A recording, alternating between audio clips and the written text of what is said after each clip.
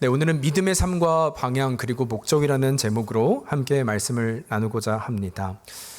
여러분, 성경에 보면 믿음이라는 단어가 참 많이 등장을 하는데 이 믿음이 무엇이냐라고 정의할 때 히브리서 11장에는 아주 분명하게 이 단어에 대해서, 이 정의에 대해서 나누고 있습니다. 그것은 우리가 잘 아는 것처럼 믿음은 바라는 것의 실상이고 보이지 않는 것들의 증거라고 하는 말이죠. 다시 한번 말씀드릴게요. 믿음은 바라는 것들의 실상이요 보이지 않는 것들의 증거다. 여러분, 그러나 사실 이렇게만 말씀드리면 어떤 이 문장이 멋있기는 한데 좀 철학적인 단어 같기도 하고 추상적인 말처럼 좀 들리는 것이 사실입니다. 그러나 이 원어적인 의미를 보면은요 조금 더 확실해질 수 있는데, 여기서 실상이라는 단어는 확신이라는 단어로 대체할 수 있다는 거예요. 아니, 그것이 훨씬 더 분명한 의미라는 것입니다. 다시 말하면 믿음은 무엇인가 라고 할 때 우리는 어떤 미래에 일어날 불확실한 것을 믿는 것처럼 여겨지잖아요. 그러나 성경은 그렇게 말하는 것이 아니라 오히려 아주 구체적이고 내가 확신하는 실체를 믿는 것을 믿음이라고 말을 한다는 거예요. 따라서 실제로 예를 들면 이런 겁니다. 우리가 잘 아는 요한복음 3장 16절, 하나님이 세상을 이처럼 사랑하사 독생자를 주셨으니 이는 저를 믿는 자마다 멸망치 않고 어떻게 돼요? 영생을 얻게 된다. 여러분, 이것을 우리가 믿음으로 고백한다는 것은 이제 어떤 추상적인 개념이 아니라 머리나 지식으로 이해하는 것이 아니라 이 영생을 내가 믿기에 현실로 가시화하여 살아내는 것을 의미한다는 거예요.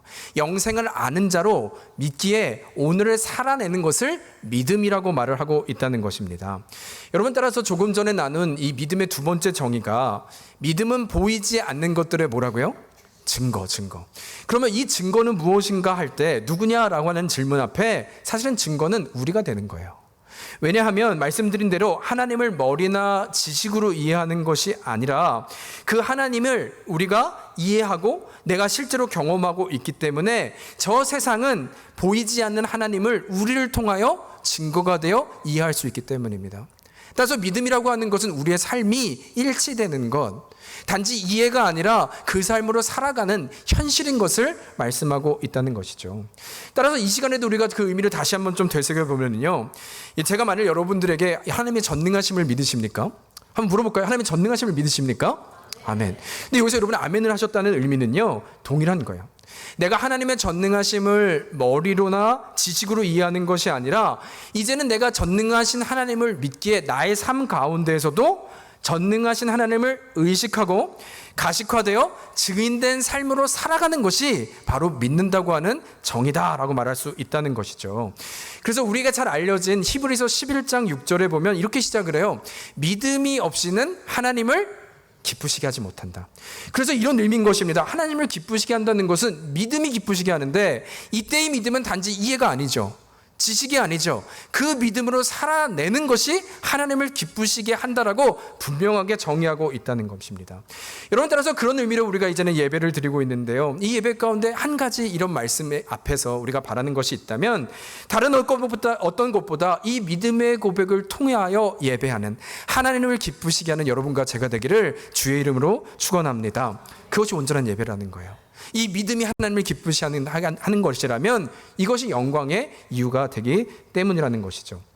그런가 하면 또 한 가지, 이 믿음과 관련해서 우리가 한 가지 기억해야 하는 것이 있다면요, 그러나 말씀드린 대로 이 믿음이라고 하는 것은 바라는 것, 아직 보이지 않는 것을 믿음으로 취하고 걸어가는 과정이기 때문에 결코 어떤 이성적인 설명이나 이해나 아니면 세상적인 방식을 통하여는 설명할 수 없다는 거예요. 그것으로는 다가갈 수 없다, 접근할 수 없다라는 것입니다. 그래서 실제로 한번 대표적인 예를 들어볼게요. 믿음하면 수많은 일들이 떠오르지만 여러분, 이스라엘 백성들이 가나안 땅에 들어가서 딱 처음 마주쳤던 성이 있어요. 여리고 성입니다. 이게 믿음의 전투잖아요. 사실 이게 하나님이 말씀하신 대로 싸우는 것이기에 한번, 그러나 이 전쟁의 첫날을 한번 떠올려 보자는 것이죠. 여러 번 말씀드린 적이 있지만 한번 우리가 그 당사자가 되어서 남자분들, 우리 가장의 남자로서 전쟁에 지금 취하는 그 첫날이라고 한번 상상을 해보는 거예요. 어떤 마음이었을까요? 뭐 너무나 당연한 마음이지만 전쟁은 목숨을 걸어야 되는 일이니까 그 어느 때보다 진지하지 않았겠습니까?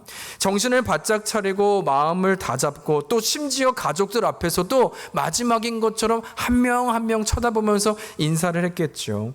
그러면서 말을 하는 것입니다. 내가 반드시 살아서 돌아오겠다고, 정신무장하고 반드시 승리해서 오겠다고, 조금 후에 보자고. 그리고 그 자리를 떠난 거예요. 그러고 나서 새벽부터 이 남자들을 전쟁에 참가하라고 모이라고 했기 때문에 다 모입니다. 그리고 이제는 전쟁을 하려고 마음을 모았는데, 이제는 하나님께서 여호수아를 통해서 말씀하시는 것이 다른 전쟁의 방법이 아니라 오늘은 저 여리고성을 한 바퀴 돌자는 거예요. 그리고 that's it 말하는 것입니다. 어떤 일이 일어났을까요? 한 바퀴를 돌고 나서 이제 반나절 정도 되었을까요? 다시 집으로 돌아가라는 거예요. 아내가 묻습니다. 전쟁이 어땠어?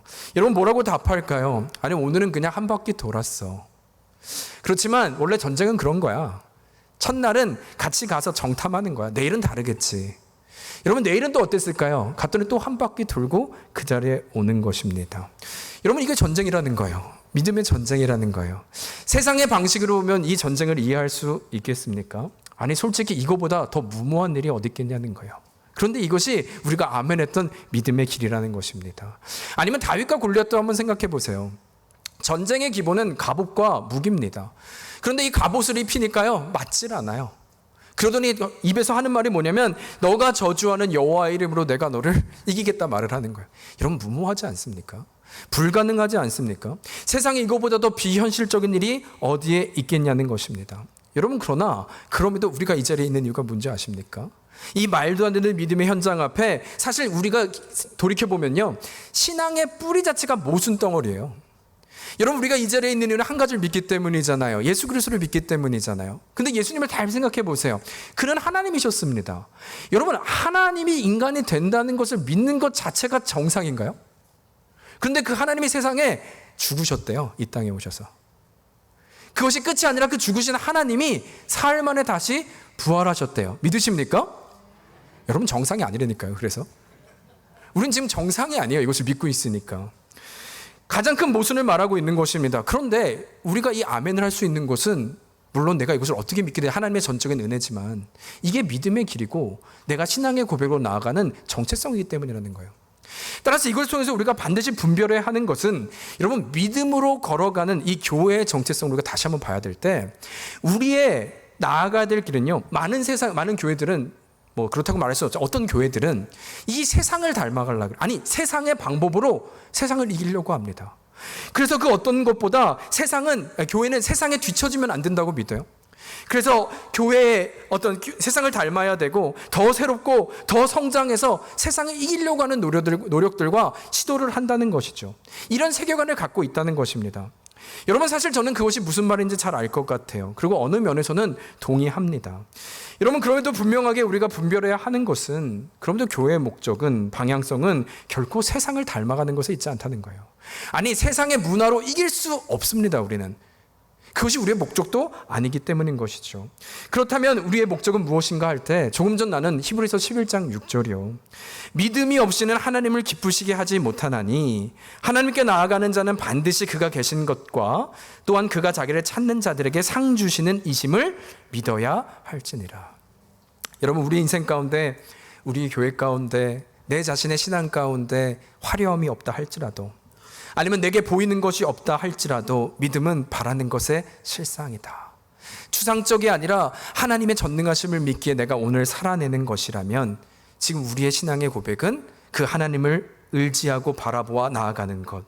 그래서 주의 자녀로서 오늘도 보이는 건 없지만 주의 명예를 지키고 살아가는 것. 이런 그리스도인들이 함께 모여 예배하는 공동체가 바로 교회의 공동체인 줄 믿습니다. 여러분이 신앙의 고백 위에 함께 예배하는 거예요. 따라서 교회는 성경의 기록을 보면 우리를 성도라고 불러요. 성도는 어둠에서 불러내어 세상과 구별된 자들을 말하고 있는 것입니다. 이 자리에 주의 성도, 우리의 신앙의 고백이십니까? 그렇다면 바라기는 이 복음의 모순과 무모함 앞에서도 세상에 끌려가는 이들이 아니라, 아니 세상의 방법으로 이기는 것이 아니라 다시 한번 하나님을 바라보아 선포의 인생으로 예배하는 여러분과 제가 되기를 주의 이름으로 축원합니다. 여러분, 그렇다면 이 시간 우리가 함께 이제는 말씀을 나눌 텐데요. 이 믿음이란 말씀드린 대로 세상의 방식을 따르는 것이 아니라 믿음의 실제 확신으로 걸어가는 길이라면 어떻게 이것이 가능할 수 있을까요? 어떻게 하면 이 두려운 세상 앞에서 우리는 그리스도인으로 또 담대하게 그 한 걸음 한 걸음을 뛸 수 있을까? 무엇으로 이 보이지 않는 삶 가운데 증거의 삶을 살아낼 수 있을까 하는 것을 한번 이 시간 같이 고민해 보고자 합니다. 여러분, 그 전에 먼저 오늘 좀 말씀의 배경을 보면은요, 지난 시간 벌써 보니까 한 4주 전이었던 것 같아요. 마지막 장면이 이 비시디아 안디옥이라고 하는 장소였습니다. 그곳에서 유대인들이 바울과 바나바를 핍박하자 이제는 발에 티끌을 떨어버리고 떠나게 한 장면이 바로 오늘 저희가 14장이니까 13장 마지막 장면이었어요. 그래서 이제 떠나게 되었을 때 도착을 하게 되었는데 그것이 바로 오늘 본문의 상황, 바로 이고니온이라고 하는 도시였습니다. 그런데 이런 상황에서 오늘 1, 2절을 보니까요, 또 한 번 반복되는 상황이 연출되는데 이렇게 얘기를 해요. 이에 이고니온에서 두 사도가 함께 유대인의 회당에 들어가 말하니 유대와 헬라의 허다한 무리가 믿더라. 그러나 순종하지 아니하는 유대인들이 이방인들의 마음을 선동하여 형제들에게 악감을 품게 하거늘이라고 얘기합니다. 그러니까 지금 복음이 선포되는 곳에 환대가 있는 반면 반복되는 것은 동시에 거절되는 상황이 각 방문하는 도시마다 동일하게 일어나고 있다는 것이죠. 게다가 사실 지금 장면을 보면요, 이전보다 더 강화가 된 것은 이제는 단어 가운데 선동했다라고 하는 단어가 나오거든요. 이 표현을 보니까 적당히 그들을 괴롭힌 것이 아니라 이제는 열심을 내어 이들을 싫어하고 이들을 핍박했다라는 점점 강도가 강해지는 것을 저희가 발견하게 된다는 거예요. 여러분, 그런데 이런 반복된 상황을 통해서 우리가 가장 먼저 좀 한 가지 분별해야 할 것은 무엇보다 여러분, 믿음의 크기라는 것과 고난의 연관성을 우리는 기억해야 합니다. 다시 말하면 우리가 종종 오해하는 것은요, 내가 이런 고난을 겪는 이유는 마치 내 믿음이 크지 않기 때문에 라고 생각하는 경향이 있다는 거예요. 아니, 심지어 우리가 때로는 아무 생각 없이 이렇게 말을 하죠. 누군가 너무나 잘 되는, 우리 김 집사님이 너무나 잘 되면 아이, 그분 믿음이 좋잖아, 이렇게 쉽게 말할 때 있잖아요. 아니, 그분 기도 많이 하잖아, 믿음 좋잖아. 이 말이 가지고 있는 뜻은 무의식적으로 기도를 많이 하니까 고난이 없는 것처럼 우리는 판단하고 오해할 때가 있다는 것이죠. 여러분, 그러나 이런 상황 가운데 진리는 무엇이냐면, 사실 히브리서 11장에 보면요, 이 믿음에 대한 고백을 하는데 사실 이 고백만 보면 오해를 할 수 있습니다. 왜냐하면 11장 7절에 보면 이렇게 이야기를 해요. 믿음으로 노아는 아직 보이지 않는 일에 경고하심을 받아 경외함으로 방주를 준비하여 그 집을 구원하였으니, 또 8절도 보면 믿음으로 아브라함은 부르심을 받을 때에 순종하여 장래의 유업으로 받을 땅에 나아갈새 갈 바를 알지 못하고 나아갔으며, 아니면 11절도 볼까요? 믿음으로 사라 자신도 나이가 많아 단선하였으나 잉태할 수 있는 힘을 얻었으니. 여러분, 지금 제가 세 구절을 읽었는데 공통되는 단어가 보이십니까? 뭘까요? 믿음으로 하는 단어죠. 그래서 지금 마치 이 구절들만 보면 노아가 이 믿음으로 나아갔기에 구원을 얻은 것처럼 보이고, 믿음으로 아브라함의 부르심을 받았기에 성공하고, 사라도 믿음이 좋았기에 잉태하게 된 성공 사례를 보는 것처럼 이 구절은 쓰여 있다는 거예요. 오해하기 충분합니다. 여러분, 그러나 그럴 수 없는 것은 히브리서 11장은 그것으로 끝나지 않기 때문이에요. 이번은 또 한 번 믿음의 사람들을 등장하는데 이번은 정반대 사람을 소개합니다. 36절부터 38절은 이렇게 이야기를 해요. 또 어떤 믿음의 사람들은 조롱과 채찍질을 당할 뿐 아니라 결박과 옥에 갇히는 시련도 받았으며, 돌로 치는 것과 톱으로 켜는 것과 시험과 칼로 죽임을 당하고 양과 염소의 가죽을 입고 유리하여 궁핍과 환난과 학대를 받았으니. 같이 읽을까요? 38절 시작. 이런 사람은 감당하지 못하느니라. 여러분, 그러니까 보이십니까? 지금 이 상황은 성공 사례뿐만 아니라 또 누군가는 이 믿음이라고 하는 것 때문에 오히려 고난과 시련과 또 궁핍과 환난과 학대를 받고 있더라는 것입니다. 같은 믿음인데 결과가 너무나 다르다는 것이죠. 따라서 지금 이 구절이 말하는 것은요, 여러분, 잘 믿으면 성공하고 잘 못 믿어서 믿음이 약하면 고생한다는 얘기를 하는 것이 아니라 이것을 총체적으로 하나님을 믿을 때 결과들은 다를 수 있지만 이것들을 보았을 때 너희가 정말 알아야 하는 핵심이 무엇인가, 그것을 우리가 말씀하고 있는 것, 그 요점을 우리가 확인해야 되는 곳에 있다는 것이죠. 믿음이 좋아서 문제가 없는 것이 아니라, 믿음이 좋지 않아서 환난과 학대를 당하는 것이 아니라 오히려 이것을 통해서 우리가 깨달아야 된 결론을 26절에 주고 있는 거예요. 어떻게 보면 이 26절에 이 모든 것을 대안하고 있는데요. 26절 한번 같이 읽어볼까요? 시작. 그리스도를 위하여 받는 수모를 애굽의 모든 보화보다 더 큰 재물로 여겼으니 이는 상 주심을 바라봄이라. 아멘. 다시 말하면 이 결과와 이 열매는 너무나 달라 보이지만 이 둘의 믿는 사람들 공통적으로 붙들고 있었던 마음은 무엇이냐면 이것이 바로 히브리서 기자가 말하고 싶은 것이죠. 믿음이 있어 고난이 피해가고 믿음이 없어 환난이 찾아오는 것이 아니라 이 둘 다 믿음의 길을 걸어갈 때 수많은 다른 상황을 맞이한다 해도 우리는 무엇을 바라봐야 하는가? 바로 그들은 그리스도만을 바라보았다. 그가 상 주시는 임을 그들은 바라보았기에 잘 되던 못 되던 그들은 모든 세상을 이기는 자리로 나아갈 수 있었음을, 그것이 바로 능력임을 말씀하고 있다는 것입니다. 모든 시선이 하나님께 나아가는 인생, 그 믿음으로 살아내는 인생이 참된 능력임을 말하고 있다는 거예요. 그래서 여러분 실제로 지금 오늘 그 본문에 3절도 그 얘기를 하고 있는 것입니다. 지금 비시디아 안디옥에서 쉽지 않은 여정으로 여기까지 쫓아왔다 그랬잖아요. 그런데 오자마자 겪는 것은 또 다른 어려움이었습니다. 그런데 이들이 이런 상황에서도 낙심하지 않고 또 무슨 능력으로 가게 되는가? 3절 보면 이렇게 고백하죠. 두 사도가 오래 있어 주를 힘입어 담대히 말하니 주께서 그들의 손으로 표적과 기사를 행하게 하여 주사 자기 은혜의 말씀을 증언하시니. 여러분, 이들이 일어날 수 있었던 유일한 힘은 두 사도가 오래 있어 무엇에 힘입어요? 주를 힘입었다. 주를 힘입어. 주를 힘입어라고 있는 단어에 핵심이 있는 것입니다. 나의 힘이 아니라 나와 함께 하시는 주님의 시선으로 바라보는 것, 그 힘을 힘입어 내가 나아가기 시작할 때 낙심이 아니라 또 다시 일어나 전진할 수 있는 능력을 그들은 가지고 있었기에 지금 이 모든 상황을 극복하게 된다는 것이죠. 여러분, 마치 이런 인생 같아요. 요한복음 2장에 보면 예수님께서 이 첫 번째 이적을 베푸시는 장면이 나오거든요. 바로 가나의 혼인잔치 사건입니다. 포도주 사건 기억하시죠? 물을 포도주로 바꾼 그 사건을 얘기하는 것입니다. 여러분, 그 당시 이스라엘 백성들에게는 이 포도주가 결혼식장에서 떨어진다는 것은 상상도 할 수 없는 일이었습니다. 많이 들어보셨죠? 이런 얘기. 그런데 이것은 단지 손님들에게 어떤 신뢰되는 행위다, 뭐 이런 것만을, 이 정도를 얘기하는 것이 아니라 가문의 수치였습니다. 그러니까 결혼식장에서 포도주가 떨어졌다고 하는 것은 사람들이 이렇게 생각하는 거예요. 아니, 도대체 이 가문은 어떻게 생겨 먹었길래, 얼마나 콩가루길래 결혼식장에 포도주를 떨어뜨릴 수가 있는가, 얼마나 준비 안 된 집인 것인가. 여러분, 가문의 수치를 말하고 있는 것입니다. 따라서 이 결혼식 혼인에서 포도주가 떨어진 것은요, 아주 중요한 위기의 상황을, 아주 지금 치명적인 그 사건임을 말하고 있는 것이죠. 그런데 이런 위기의 상황에서 이제 예수님의 어머니 마리아가 등장을 하는데요, 이 모든 장면을 보게 된 것이죠. 그런데 재미있는 것은 이 포도주가 떨어졌을 때요, 이 어머니 마리아가 찾아간 것은, 보통 이렇게 되면 혼주에게 찾아가거나 집에 말해야 되는데, 그런 그 상황, 또 이 상황을 사람들에게 말한 것이 아니라 예수님에게 이 상황을 전하고 있다는 것이죠. 지금 큰일 났습니다. 포도주가 떨어졌다는 거예요. 그런데 여러분, 이에 예수님의 대답을 기억하십니까? 요한복음 2장 4절과 5절에 보면 이렇게 얘기를 해요. 예수께서 이르시되 여자여 나와 무슨 상관이 있나이까? 내 때가 아직 이르지 아니하였나이다. 그의 어머니가 하인들에게 이르되 너에게 무슨 말씀을 하시던지 그대로 하라 하니라. 여러분, 지금 우리 예수님을 보면요, 이 질문에 나서지 않고 있습니다.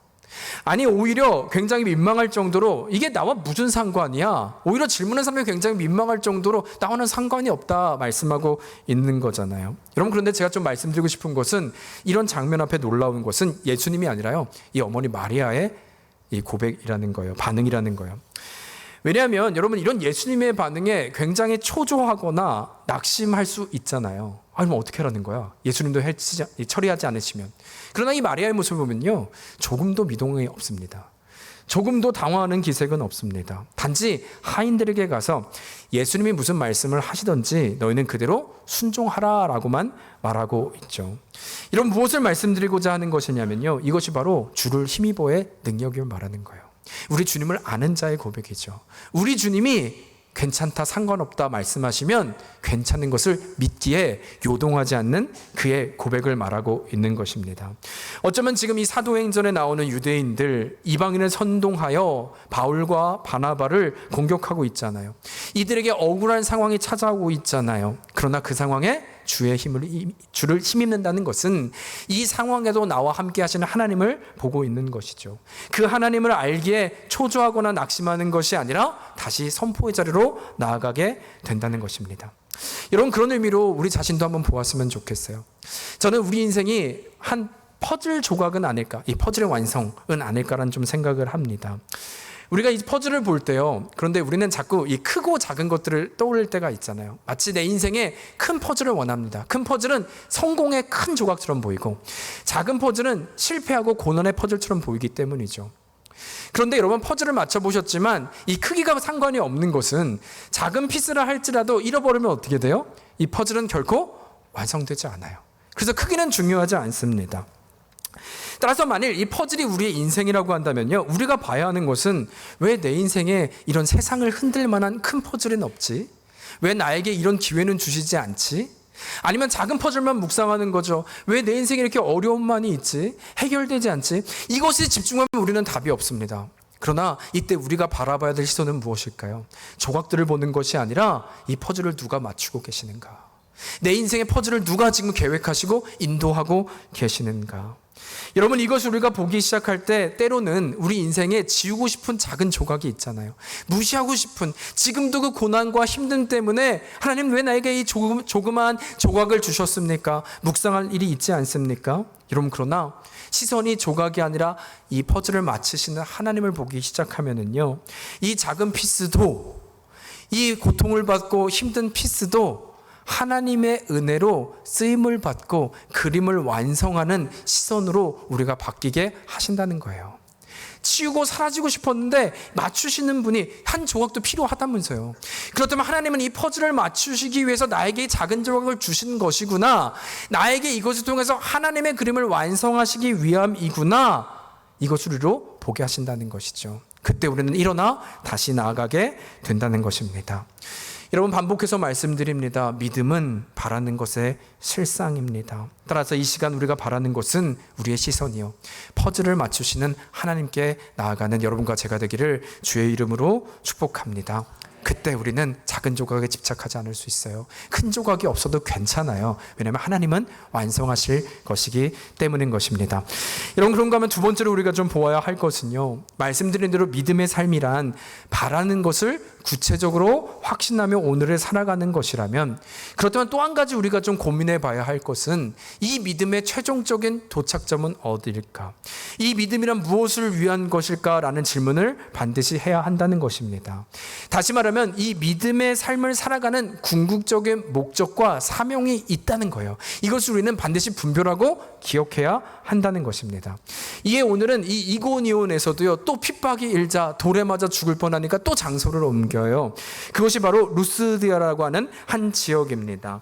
그런데 이곳에서 또 한 가지 사건이 일어나는데요, 한 사람이 등장하는데 태어날 때부터 안진뱅이여서 걸어본 적이 없다라고 본문은 기록하고 있습니다. 그런데 이에 이 사람이 복음을 듣고 이를 지켜본 바울이 보았더니 성경은 그에게 믿음이 있었다라고 이야기를 하죠.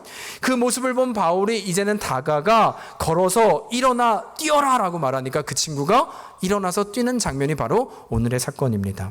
그런데 문제는 여기까지는 좋았는데요, 이 모습을 지켜본 무리들이 있었는데 얼마나 놀랬겠어요. 그러자 반응이 이 바울과 바나바를 보고 갑자기 엎드려 절하며 당신들이 사람의 형상으로 온 신이라고 갑자기 예배하기 시작하는 거예요. 경배하기 시작하는 거예요. 그래서 오늘 본문에 의하면 바나바는 스스라고 얘기하는데, 이 스스는요, 우리말로 하면 제우스예요. 우리가 잘 아는 제우스 있죠. 그리고 이 바울은 헤르메스라고 부르는 그런 지금 모습으로 이들이 경배하고 있는 것입니다. 그러자 14절과 15절에 보면 이를 지켜본 바울과 바나바의 고백이 등장하는데요, 이렇게 얘기를 합니다.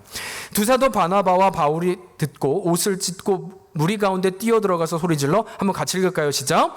이르되,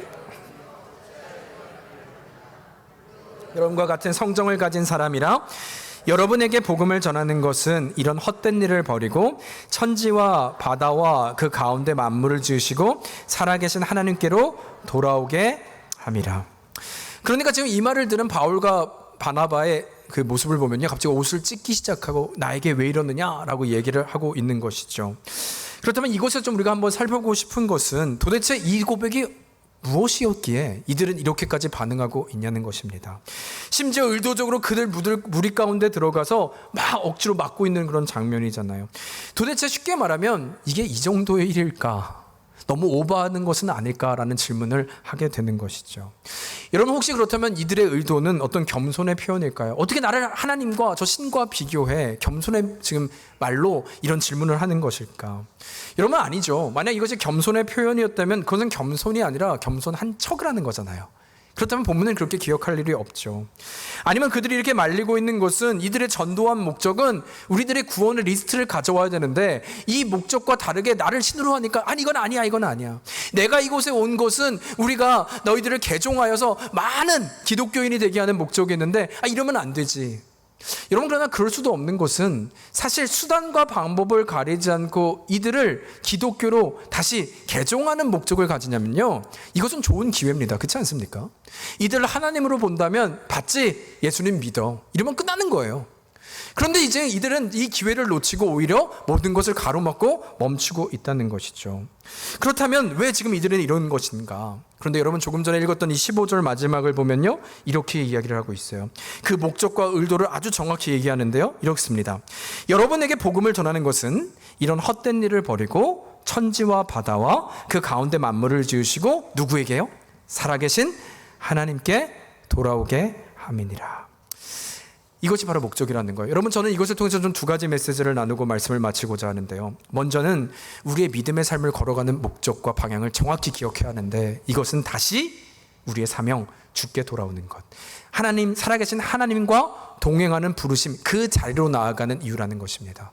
어떤 내 자신이 능력을 받아서 믿음으로 슈퍼맨이 되고 능력으로 살아내는 것이 아니라 살아계신 하나님께 돌아가 그분을 의식하고 그분을 경외하고 그분과 매일의 삶에 동행하는 인생이 되기 위한 믿음의 삶을 살아야 함을 말씀하고 있다는 것이죠. 여러분 마치 우리 예수님께서 오병이어 기적을 벌이셨죠. 여러분 오병이어가 얼마나 뛰어난 기적입니까?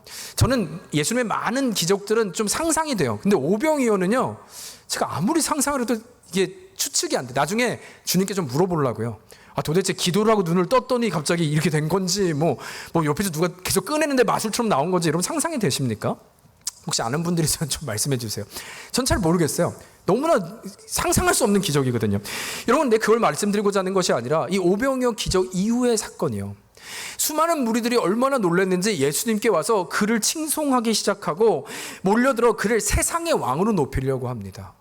여러분 사실 이건 기회이지 않습니까? 얼마나 귀한 일이고 겉으로 보아선 진정한 영광스러운 일이죠. 그러나 그럼에도 불구하고 우리 주님은요, 그들 앞에서 그들을 다 물리시고 조용한 곳으로 바다를 건너 가십니다. 그리고 그 이유는 너무나 분명했어요. 내가 오병이어를 이적을 베푼 이유와 목적이 아니었기 때문이라는 것입니다. 주님이 이 표적을 보이신 이유는 자신의 팬을 만들기 위해서 한 것이 아니라 분명히 말씀하시죠. 너희가 나를 찾은 이유는 떡 때문이지만 내가 이곳에 있는 이유는 생명의 떡이신 나를 믿게 하기 위함이라. 살아계신 하나님께 돌아오게 하기 위함이다. 이들은 그것을 몰랐을 때 예수님은 철저하게 그들의 상황과 그들의 판단에서 선을 긋고 계셨다는 것입니다. 여러분 실제로 이것이 그럴 수밖에 없고 맞는 것은요, 이번 주 우리 BBS 했다 그랬잖아요. 여러분 제가 이번 BBS 때 우리가 복음을 나눴는데 수요일에도 제가 말씀을 나눴지만 창조부터 나눴거든요. 여러분 창세기 1장이 창조잖아요. 제가 너무나 은혜가 된 것은 무엇이냐면 창세기 1장에서 하나님이 천지 창조를 하실 때 하루가 지나고 나면 뭐라고 말씀하셨어요? 보시니 좋았더라 말씀하셨죠. 여러분 이 의미는 단순히 하나님이 만드셨으니까 참 보시기 좋았다 이것도 있지만 하나님이 누구신지를 말하는 거예요. 사실은 제가 여러 번 반복했지만 하나님은 선하시고 완전하신 분이시잖아요. 그래서 완전하신 분이 만드는 것은 뭐가 나올까요? 완전한 것이 나올 수밖에 없어요. 그럼 하나님은 좋으신 분이잖아요. 그래서 우리가 아리сто고 찬양하잖아요. 그럼 하나님이 좋으신 분이기에 그가 만드신 것은 무엇밖에 나올 수 없을까요? 좋으신 것밖에 나올 수 없어요. 따라서 하나님이 보시니에 좋았더라라는 것은 하나님이 좋으신 분이심을 얘기하고 있는 것입니다. 하나님이 완전하시고 하나님이 의로우시고 하나님이 선하신 분이심을 정확히 창세기를 통해서부터 시작하고 있는 것이죠. 그런데 문제는 무엇이냐면 인간이 선악과를 먹고 타락한 거예요. 이제는 이 완전한 의로움과 선함과 좋은 것이 다 끝나게 된 것입니다. 여러분 그렇다면 여기서 구원의 메시지인데요. 여기서 구원이라고 하는 것은 타락한 인간 어떻게 다시 보시니 좋았더라 완전한 의로운 상태로 될 수 있을까요? 누구만이 이것을 할 수 있을까요? 너무나 여러분 어떻게 하셨어요? 하나님만 그것을 할 수 있는 거예요. 여러분, 이것이 구원이지 않습니까? 우리는 구원이라는 것이 무슨 나의 죄를 위해서 십자가의 보혈을 흘리시고 나 같은 자를, 여러분 마치 구원을 과정이라고 여기는데, 여러분 과정으로 어제보다 오늘 나은 삶을 사는 게 구원이 아니에요. 완전히 새롭게 의로워진 상태가 구원이라면 이것은 하나님 밖에는 가능하지 않다는 것이죠. 이 방향성을 놓칠 수는 없다는 것입니다. 따라서 다시 보면 예수님께서 왜 오병이어 이 사람들이 열광했음에도 불구하고 자리를 피하셨을까? 왜 이 사도들이, 이 사람들이 이들을 신으로 섬기고 좋은 복음의 기회인데도 불구하고 다 옷을 찢고 있는 것인가? 단 한 가지죠. 하나님만이 이 모든 것을 의롭게 할 수 있는데 이들은 다른 목적으로 이들에게 접근하고 있기 때문인 것입니다. 여러분, 그렇다면 우리도 물어야 돼요. 우리의 믿음과 삶의 이유는 무엇입니까? 여러분, 우리가 주님을 열심히 붙들고 살아계신 하나님을 내가 의지합니다 붙드는 이유는 무엇입니까? 혹시 슈퍼맨이 되고자 하는 것은 아니에요? 혹시 내가 능력의 삶을 살기 위한 것은 아닙니까? 그러나 성경은 그렇게 말하고 있지 않아요. 살아계신 하나님께 가까이 가기 위함이라. 그 주님과 동행하기 위함이라. 여러분, 이것이 바로 여러분과 저의 전부의 고백이 되는 은혜가 있기를 주의 이름으로 축원합니다. 그런가 하면 저는 좀 또 한 가지를 좀 생각해 봤어요. 이들은 왜 옷까지 찢고 있는 것일까? 여러분, 어쩌면 이 영혼들을 향한 예수님의 마음은 아니었을까라는 생각이 드는 거예요. 여러분, 성경을 보면 예수님께서 기적을 베푸신 이후에 그들을 불쌍히 여기사 이런 얘기를 가끔 하시거든요. 그들을 긍휼히 여기사. 그런데 제가 사실은 뭔지는 알겠는데 마음이 잘 와닿지는 않았어요. 그런 마음이시겠지. 우리를 불쌍히 여기서 했겠지. 추상적인 마음인데 그게 뭔지는 몰랐는데요. 벌써 한 달이 돼가네요. 저희가 단기 선교를 갔잖아요. 과테말라로 갔습니다. 어린애 사역들을 했는데 저희 아이들이 BBS 때도 너무 하나님을 찬양하고 예뻐요. 너무 순수하고 너무 귀해요. 근데 그곳에서도 저희가 아이들이 찬양하고 막 예배를 드렸거든요. 애들이요, 조금 과장해서 저희 애들보다 조금 더 순진해요. 거기 애들이. 더 순수하고 너무 귀해요. 너무 찬양하고 예뻐서 제가 선교사님한테 그런 얘기를 드렸어요. 선교사님 얼마나 좋으시냐고. 매일을 천국에서 사시는 것 같다고. 얼마나 애들이 순수하고 하나님을 찬양하는 것 너무 보기 좋다고. 근데 선교사님이 어느 날 제가 그 얘기를 또 했더니 이런 얘기를 하세요. 근데 목사님, 이 아이들이 너무나 이렇게 귀하고 웃음이 있고 하나님을 찬양하는데 특히 이 아이들 중에 많은 여자아이들이요, 14세에서 15세가 되면 대부분 원하지 않는 임신을 당하게 됩니다 라는 말을 해요. 그리고 지역은요, 되게 이 부족 마을이거든요. 그래서 가족들이에요. 근데 임신시키는 대상이 누구냐? 근친이에요. 믿었던 가족이에요. 상상할 수 없는 이들에 의해서 원하지 않는 임신을 하게 된다는 거예요. 그런데 이것보다 더 안타까운 일이 무엇이냐면 여기에서의 임신은 축복이 아니라 더 이상 부모도 이 아이를 책임져 주지 않는 나이가 되는 거예요. 14세가 된 아이가 14살밖에 되지 않은 아이가 이제는 자신의 목숨과 뱃속에 있는 아이마저 책임져야 되는 말도 안 되는 상황에 놓여지게 된다는 것입니다. 당연히 아버지는 누구인지도 알지 못합니다. 그러면서 성교사님 말해요. 목사님, 그 아이들을 보잖아요. 이렇게 해맑게 우는 아이들이요, 표정이 없어요. 얼굴에 표정이 없어요. 아주 드라이해요. 아주 말라요. 인생을 어떻게 살아야 되는지. 여러분, 그때 되면 더 이상 아버지도 자기도 어떻게 살아야 할지 모르는 그 상황을 말하는 것이죠. 여러분, 사실 제가 그 말씀을 듣는데요, 되게 혼란했어요. 진짜 혼란했어요. 저에게 막 경험하지 못한 너무나 혼란함이 찾아왔습니다. 왜냐하면 여러분, 만일 이런 아이들에게 실제로 기적을 보여주고 오병이어의 기적, 빵과 물고기를 준 것이 더 필요하지 않을까라는 순간적인 생각이 들었기 때문이에요. 여러분, 복음의 문자가 지금 이 아이들에게 현실이잖아요. 아버지도 믿을 수 없고 이 버려진 상황 가운데 정말 필요한 건 빵과, 이제 14살 아이가 뱃속에 있는 아이와 복음을 어떻게 책임져? 빵 더 주는 게 더 은혜가 있지 않습니까? 살 장소를, 레퓨지 장소를 제공하는 게 훨씬 더 의미가 있지 않습니까? 그래서 제가 복음이 아니라 일단 사람을 살리고 봐야 되는 것 아니야? 그리고 만약 그 아이들, 여러분 생각해 보세요. 우리는 결론은 다 아니까 그렇지만, 현실이 아니니까 그렇지만, 그 아이들이 저에게 빵을 주세요. 복음 말고 내가 살 거처를 주세요. 우리 아이와 살 수 있는 물건을 주세요라고 말할 때 누가 그 아이를 손가락질할 수 있겠어요? 그거 말고 복음이야. 누가 말할 수 있겠어요? 제가 너무나 혼란했어요. 이게 맞지 않을까? 이게 맞지 않을까? 난 지금 뭘 하고 있지? 제가 돌아와서도, 제가 거기서 있는 장로님들하고도 좀 얘기를 나눴는데, 돌아와서도 이것 때문에 굉장히 마음이 힘들었습니다. 그런데요, 이 말씀을 묵상하는데, 기도를 하는데 하나님이 주신 마음은 내가 그들을 긍휼히 여기노라, 내가 그들을 불쌍히 여기노라, 이 마음을 계속해서 반복해서 주시는 거예요. 그 마음이 무엇일까 하니까 우리 주님이요, 그 아이들의 불쌍한 상황을 모르시는 게 아니라는 거예요. 그 말씀의 안타까운 처지를 모르는 게 아니라는 거예요. 그런데 저에게 그런 말씀을 주세요. 빵으로도 해결하지 못하는 게 있어. 먹지 못하는 것보다 더 힘든 건 거절감이야. 빵보다 더 힘든 건 내 부모에게 당했다는 거야. 내 믿었던 가족들에게 버려졌다는 거야. 이것은 빵으로도 물고기로도 해결할 수 없는 거야. 그러면서 주신 마음은 그들을 불쌍히 여기사.